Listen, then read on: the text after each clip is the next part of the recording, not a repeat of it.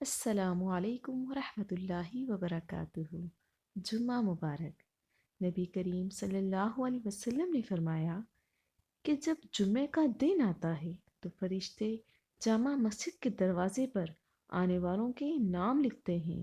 سب سے پہلے آنے والا اونٹ کی قربانی دینے والے کی طرح لکھا جاتا ہے۔ اس کے بعد آنے والا گائے کی قربانی دینے والے کی طرح، پھر میلے کی قربانی کا ثواب رہتا ہے، اس کے بعد مرغی کا، اس کے بعد انڈے کا۔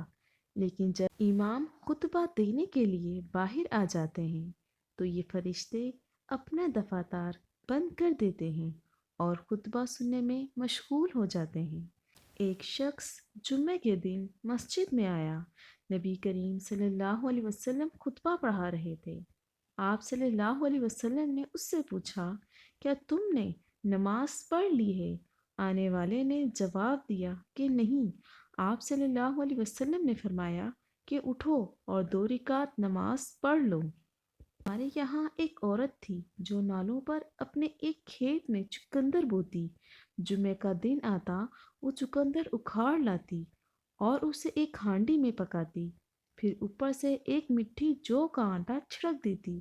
اس طرح یہ چقندر گوشت کی طرح ہو جاتے۔ جمعے سے واپس میں ہم انہیں سلام کرنے کے لیے حاضر ہوتے تو یہ پکوان ہمارے آگے کر دیتی اور ہم اسے چاٹ جاتے۔ ہم لوگ ہر جمعے کو ان کے اس کھانے کے آرزومند رہا کرتے تھے۔ دوپہر کا سونا اور دوپہر کا کھانا جمعے کی نماز کے بعد رکھتے۔ رسول اللہ صلی اللہ علیہ وسلم کے پاس کچھ مال آیا یا کوئی چیز آئی، آپ نے بعض صحابہ کو اس میں سے عطا کیا اور بعض کو کچھ نہیں دیا۔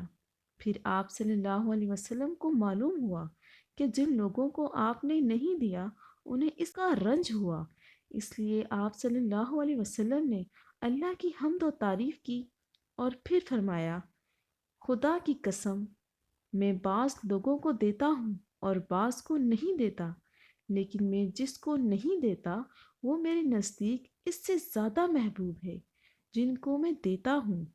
میں تو ان لوگوں کو دیتا ہوں جن کے دلوں میں بے صبری اور لالچ پاتا ہوں، لیکن جن کے لیے اللہ تعالیٰ نے خیر اور بے نیاز بنائے ہیں، میں ان پر بھروسہ کرتا ہوں۔ عمرو بن تغلب بھی انہی لوگوں میں سے ہیں۔ خدا کی قسم، میرے لیے رسول اللہ صلی اللہ علیہ وسلم کا یہ ایک کلمہ سرخ اونٹوں سے زیادہ محبوب ہے۔ ایک مرتبہ نبی کریم صلی اللہ علیہ وسلم کے زمانے میں قحط پڑا۔ آپ صلی اللہ علیہ وسلم خطبہ دے رہے تھے کہ ایک دیہاتی نے کہا، یا رسول اللہ، جانور مر گئے ہیں اور اہل و عیال دانوں کو ترس گئے۔ آپ صلی اللہ علیہ وسلم نے اللہ تعالیٰ سے دعا فرمائی۔ آپ صلی اللہ علیہ وسلم نے دونوں ہاتھ اٹھائے۔ اس وقت بادل کا ایک ٹکڑا بھی آسمان پر نظر نہیں آ رہا تھا۔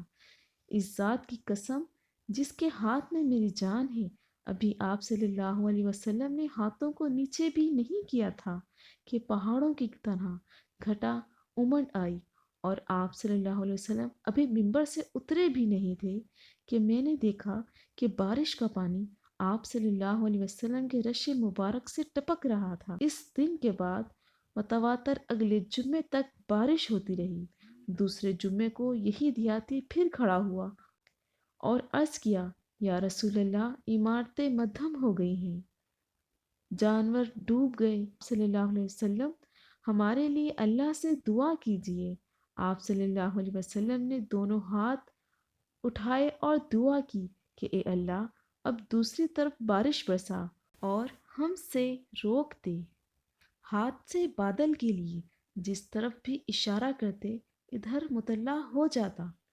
سارا مدینہ تالاب کی طرح بن گیا تھا اور کنات کا نالا مہینہ بھر بہتا رہا، اور ارد گرد سے آنے والے بھی اپنے یہاں بھرپور بارش کی خبر دیتے رہے۔